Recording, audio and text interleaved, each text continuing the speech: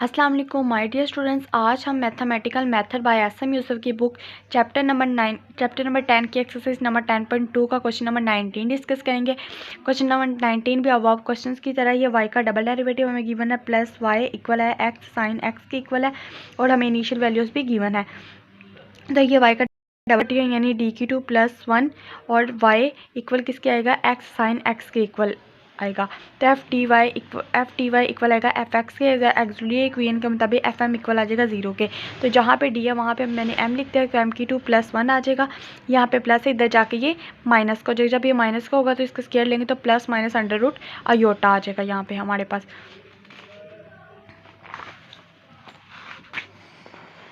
तो Y C हमारे पास किसके इक्वल आ जाएगा, ई की वैल्यू क्या है 0x है, a cos b x plus b sine x आ जाएगा। तो वाई सी ए ई की वैल्यू 0x 1 की इक्वल है तो यहाँ पे 1 ही आ गया। तो ये एज इट इज़ आ जाएगा a cos b x plus b sine x. अब हमने वाई पी फाइंड करना है तो यहाँ पे 1 एफ टी आता है, यहाँ पे एफ एक्स आ जाता है। तो ये क्वेश्चन थोड़ा सा डिफरेंस है लेकिन मुश्किल नहीं है। तो ई किसकी इक्वल है 1 इक्वल है तो इक्वल आएगा कोस एक्स प्लस आई साइन एक्स। क्योंकि बाकी जितने भी क्वेश्चन में देखें आप कोस या साइन है, कहीं पे भी एक्स और साइन एक्स आपस में मल्टीप्लाई नहीं हो, लेकिन इस क्वेश्चन में ऐसा हुआ है। जो क्वेश्चन थोड़ा सा डिफरेंस है, ई आई एक्स किसके इक्वल है कोस x plus sine x equal है। तो आई एम किसके इक्वल आ जाएगा, ई आई एक्स इक्वल आ जाएगा साइन एक्स के इक्वल आ जाएगा। ये आपने याद रखना है। आपने इसे इक्वेशन नंबर 1 यानी इस इक्वेशन में आपने यहाँ पे लिख देना है। तो 1/d⁵ प्लस 1 एक्स आ जाएगा, यहाँ पे I M E I x आ जाएगा। बस शिफ्टिंग थ्योरम आपने यूज़ करना है। ई आई एक्स को एक साइड पे कर देना है और यहाँ पे इसके साथ जो भी होगा, यहाँ पे ई की वैल्यू में जो भी वैल्यू होती है वो डी की जगह पर डी आ जाएगा और यहाँ अयोटा का स्क्वायर आ जाएगा प्लस 1 एक्स आ जाएगा साथ। ये का स्क्वायर को ओपन करेंगे d⁵ अयोटा का square plus 2 D I plus 1 आ जाएगा यहाँ पे और x भी आ जाएगा। ये अयोटा किसके इक्वल आता है -1 और प्लस 1 आपस में कटिंग हो जाएंगे। यहाँ पे डी की वैल्यू क्या आ जाएगी 2 आ जाएगी प्लस 2 डी अयोटा आ जाएगा। डी की 2 आ जाएगा प्लस 2 आई डी एक्स आ जाएगा।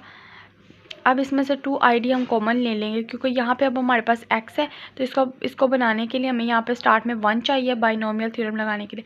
1 लाने के लिए मैं 2 ID को इसमें से कॉमन ले लूँगी तो अंदर क्या बचेगा 1 प्लस d/2 I आ जाएगा। इस वैल्यू को आप ऊपर ले जाओ, ऊपर लेके जाएंगे तो ये माइनस की वैल्यू हो जाएगी, अब इसमें बाइनोमियल थ्योरम मैंने अप्लाई किया है तो 1 ऐसे क्योंकि हमें सिर्फ 1 पावर तक ही खोलना है, ज़्यादा पावर तक नहीं। ये स्टार्ट में आएगी तो ये माइनस हो जाएगी d/2 आई। इससे आगे मुझे खोलने की ज़रूरत नहीं है क्योंकि यहाँ पे सिर्फ मुझे 1 तक ही खोलना है। इसको मल्टीप्लाई दे देंगे x -1/2 अयोटा x आ जाएगा यहाँ पे। तो इसका फर्स्ट डेरिवेटिव लेंगे तो हमारे पास 1 ही आ जाएगा, एज इट इज़ आता जा रहा है। तो यहाँ पे हमने क्या किया, यहाँ पे 1/d था यानी इसकी इंटीग्रेशन करनी तो x की 2/2 आ जाएगा -1/2 अयोटा ओवर x आ जाएगा। इन दोनों वैल्यूज़ के अंदर मल्टीप्लाई करो तो क्या आ जाएगा, इसको मल्टीप्लाई करो तो x की 2/4 अयोटा आ जाएगा -1/4 अयोटा की 2x आ जाएगा। I M E I x की 2/4 अयोटा प्लस 1/4 आ जाएगा। यहाँ पे योटा किसके इक्वल -1 के इक्वल है, ये माइनस और minus minus minus plus 1/4 x आ जाएगा। यहाँ पे एक्स की 2 को योटा को ऊपर मल्टीप्लाई भी कर देंगे और साथ ही डिवाइड भी कर देंगे। जब मैंने इसके ऊपर मल्टीप्लाई किया और साथ ही मैंने इसको नीचे डिवाइड किया था plus 1/4 x as it is आ गया, ई एम ई आई एक्स आ गया माइनस एक्स की 2 अयोटा आ गया। यहाँ पे मैंने इसका जो अयोटा उसको खोला तो -1 आ जाएगा, -1 आ गया, x की 2 अयोटा ओवर 4 आ गया प्लस 1/4 एक्स आ गया प्लस 1/4 एक्स आ गया, I M E I x आ गया। इसका मैंने एलसीएम लिया तो x माइनस एक्स की 2 अयोटा आ गया ओवर 4 आ गया इक्वल आएगा आई एम। अब यहाँ पे मैंने ई आई एक्स की क्या वैल्यू रखी थी कोस एक्स प्लस आई साइन एक्स आ जाएगा, x माइनस आई एक्स की 2 ओवर 4 आ गया। आफ्टर मल्टीप्लाई करने के बाद वेयर ओनली इमेजिनरी पार्ट, तो सिर्फ और सिर्फ इसका जो इमेजिनरी पार्ट है वो बाकी रह जाएगा। तो वाई पी किसके इक्वल आ जाएगा 1/4 के इक्वल आ जाएगा माइनस एक्स की 2 cos x plus x sine x आ जाएगा। सिर्फ हमारे पास कौन सा पार्ट रह गया, इमेजिनरी पार्ट रह गया, रियल पार्ट हमने स्किप कर दिया है। तो y किसके इक्वल आ जाएगा, y इक्वल आ जाएगा Y C plus Y P के इक्वल आएगा। वाई सी की वैल्यू भी लिख देंगे और वाई पी की वैल्यू लिख देंगे।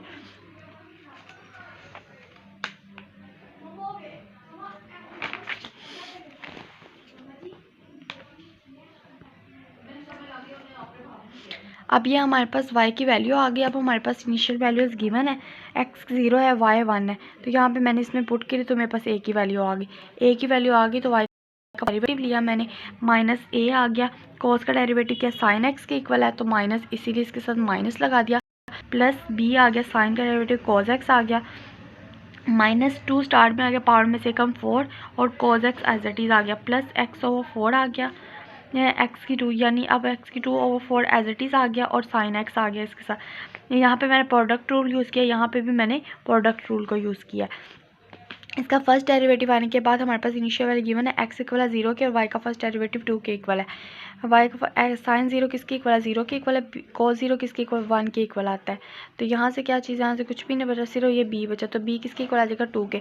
a और b दोनों की वैल्यूज फाइंड होगी, ये हमारे पास इसका जनरल सोल्यूशन है। y किसके इक्वल आ जाएगा, 2 sin x माइनस x की 2/4 cos x x/4 sin x। तो ये हमारे पास इसकी गिवन वैल्यूज आ गई है। अब हमारे पास नेक्स्ट क्वेश्चन है, question number 20।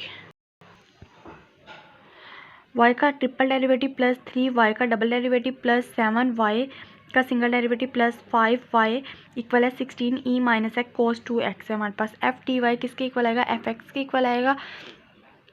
F T Y इसके इक्वल आ जाएगा, एफ एक्स के इक्वल आ जाएगा। तो ऑक्सिलरी इक्वेशन का मतलब है एफ एम किसके इक्वल आएगा, 0 के इक्वल आएगा। जहाँ जहाँ पे डी है वहाँ पे मैंने एम लगा दिया, इक्वल किसके आएगा, 0 के इक्वल आ जाएगा। इस पूरी इक्वेशन में मैं ऐसी कौन सी वैल्यू यहाँ पे पुट करूँ कि भाई लास्ट वाली टर्म 0 हो जाए। तो मैंने -1 को पुट किया तो लास्ट में टर्म 0 हो जाएगी।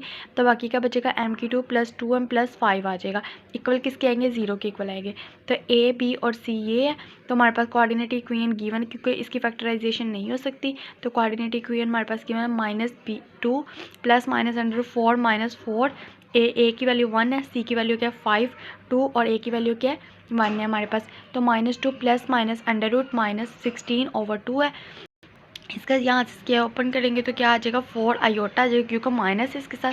तो 4 आयोटा आ जाएगा, ओवर 2 आ जाएगा। 2 को इस पे से कॉमन ले लेंगे तो -1 ± √2 आयोटा आ जाएगा। तो एक दफ़ा ये प्लस में है, एक दफ़ा ये माइनस में है। तो सी एम की हमारे पास कितनी वैल्यू, एम की हमारे पास 3 वैल्यू है, एक एम की वैल्यू -1 है। तो C1e - x आ गया। और ये वाली वैल्यू किस में कैसे लिखते हैं हम लोग, जब भी हमारे पास आयोटा आता है तो ये देखिए ये वाली जो पावर होती है e की पावर मिलके -x आ गया और ये वाली cos 2x + c की 3 sin 2x में आ जाती है। अब हमने y c मालूम कर लिया, अब हमने y p मालूम करना है। y p f t आ गया यहाँ पे और f x आ गया। यहाँ पे शिफ्टिंग थ्योरम को तब यूज़ करते हैं जब हमारे पास कोई फंक्शन e में होता है और साथ को sin x या cos x जो भी वैल्यू आ जाती है।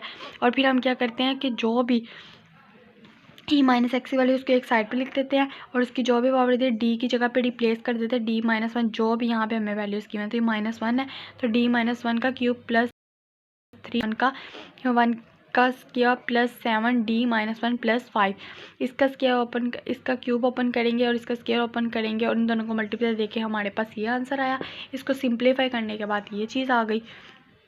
फॉर्मूला तो आपको पता है d - 1 का क्यूब का क्या फॉर्मूला था, d का माइनस -1 आ जाएगा, -3a की 2b प्लस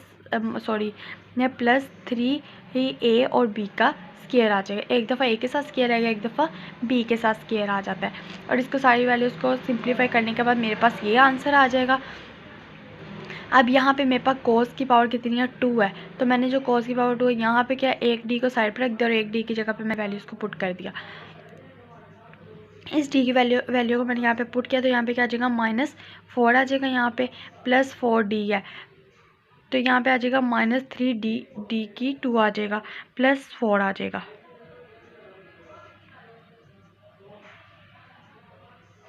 यहाँ पे बच्चों 4 भी साथ साथ आएगा,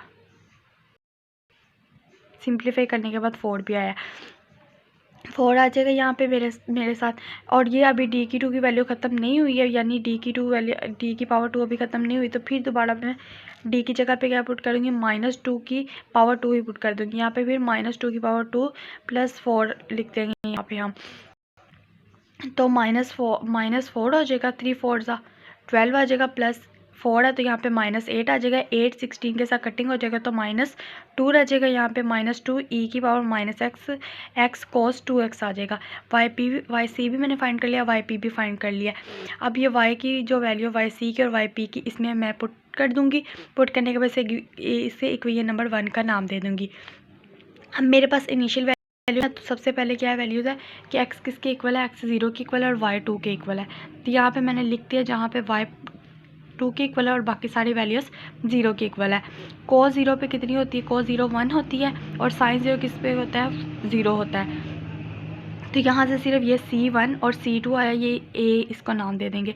फिर हम इक्वेशन नंबर 1 का फिर दोबारा डेरिवेटिव लेंगे तो पावर स्टार्ट में यानी यहाँ पे माइनस है, -1 स्टार्ट पे C1 constant as it is, E minus X भी एज इट इज़। सेकेंड वाले पे हम प्रोडक्ट रूल को यूज़ कर देंगे, E minus x as it is आ जाएगा और यहाँ पे माइनस लगा दिया मैंने स्टार्ट में, यानी ये माइनस आ जाएगा, E माइनस एक्स आ जाएगा और ये एज इट इज़ आ जाएगा। फिर E minus x as it is आएगा और इसका अंदर वाली इक्वेशन का डेरिवेटिव -2 आ जाएगा, C2 आ जाएगा, cos 2x का डेरिवेटिव लेंगे तो sin 2x आ जाएगा, +2 साइड पे आ जाएगा, C3 cos 2x आ जाएगा यहाँ पे भी। नेक्स्ट यहाँ पे भी प्रोडक्ट रूल को यूज़ करेंगे। सबसे पहले -2 एज इट इज़ रहेगा और x का डेरिवेटिव बाकी दोनों इक्वेशन एज इट इज़ आएगी। फिर हम x को कहेंगे और E माइनस एक्स का डेरिवेटिव लिया तो माइनस माइनस प्लस हो जाएगा, E minus x cos 2x हो जाएगा प्लस। फिर हमने थर्ड वाली वैल्यू उसका लिया x E minus x as it is रहेंगी, तो जब हम cos 2x का लेंगे तो sin 2x हो जाएगा और यहाँ पे 2 था 2 2 4 हो जाएगा। अब हम यहाँ पे भी हमारे पास इनिशियल वैल्यू गिवन है, x किसके इक्वल है, 0 के इक्वल है और y किसके इक्वल है, -4 के इक्वल है। ये वैल्यू को पुट करने के बाद यहाँ पे ये वैल्यू आ गई, इसे b का नाम दे दो। अब लड़का इसका दूसरा डेरिवेटिव ले ले यानी ये वाली इक्वेशन का फिर डेरिवेटिव ले। इस डेरिवेटिव लेंगे तो क्या आ जाएगा, y का डबल डेरिवेटिव लेंगे, C1 E माइनस एक्स आ जाएगा, ये माइनस और माइनस प्लस हो जाएंगे तो यहाँ पे प्लस आ जाएगा, प्लस E माइनस एक्स, यानी ये वाला जो E माइनस एक्स है ये एज इट इज़ आ जाएगा और C2 cos 2x, ये वाली पूरी इक्वेशन हमारे पास एज इट इज़ क्योंकि माइनस माइनस प्लस। फिर उसके बाद ये E माइनस एक्स जो है इसका डेरिवेटिव हमने यहाँ पे ले लिया, ये एज इट इज़ आ जाएगा और इसका डेरिवेटिव हो जाएगा minus C2 as it is आ जाएगा, -2 भी एज इट इज़ आ जाएगा, 2 2 4 हो जाएगा और sin 2x की जगह पे cos 2x आ जाएगा, प्लस 2C की जाएगा, यहाँ पे cos का डेरिवेटिव sin 2x आ जाएगा और -2 आ जाएगा साथ यहाँ पे। ये हमने डेरिवेटिव लिए साड़ी का यहाँ तक, ये देखें आपने यहाँ पे कोई 3 वैल्यूज़ आ जाएंगी तो पहली वाली का लेना 2 एज इट इज़, फिर दूसरी वाली का लेना है, फिर पहली और तीसरी एज इट इज़ रखनी है, फिर लास्ट वाली टर्म का लेना और पहली और दूसरी एज इट इज़ रखनी है।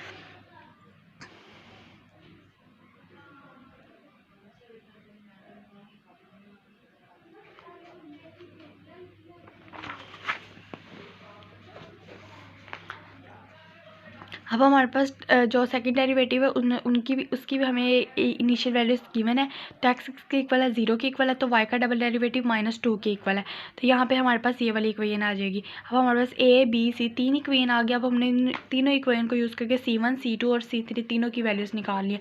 तो मैंने इक्वेशन नंबर C और इक्वेशन नंबर B दोनों को यूज़ किया और इन दोनों को आपस में सब्ट्रैक्ट कर दिया। जब मैंने सब्ट्रैक्ट किया तो मेरे पास ये दोनों इक्वेशन कटिंग हो जाएगी, -C1 -5C2 इक्वल आ जाएगा -10 के इक्वल आ जाएगा। अब C1 + C2 ने इक्वल किसके आ जाएगा, 2 के इक्वल आ जाएगा।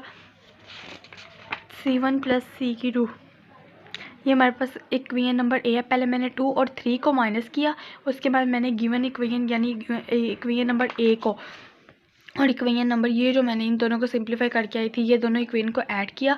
जब मैंने इन दोनों इक्वेशन को ऐड किया तो मेरे 2 की वैल्यू ये दोनों कटिंग हो जाएंगे, -4C2 आ जाएगा इक्वल आ जाएगा -8 के इक्वल आ जाएगा। 4 8 के साथ कटिंग हो जाएगा, C2 इक्वल आ जाएगा 2 के इक्वल आ जाएगा। अब मैं क्या करूँगी, पुट करना शुरू करूँगी, यानी C2 की वैल्यू आ गई तो इसको हम पुट कर देंगे A में, पुट कर दें आप इसको A में पुट किया तो C1 + C2 इक्वल आ जाएगा 2 के, तो C1 किसके इक्वल आ जाएगा 2 और C2 की वैल्यू क्या है 2, ये 2 उधर चला जाएगा, C1 किसके इक्वल आ जाएगा 0 आ जाएगा। अब मैं B में पुट करूँगी तो इस तरह मेरे पास C3 की वैल्यूज़ भी आ जाएगी कंप्लीट। अब ये C1 C2 C3 तीनों की वैल्यूज़ मैंने निकाल ली। अब मेरे पास जो गिवन इक्वेशन है यानी ये वाली इक्वेशन, इस इक्वेशन के अंदर मैं C1 C2 और C3 की वैल्यू पुट करूँगी। यहाँ पे मैंने C1 C2 हाँ, और C3 तीनों की वैल्यूज़ को यहाँ पे मैंने पुट कर लिया ये, और मेरे पास ये इसका आंसर आ चुका है।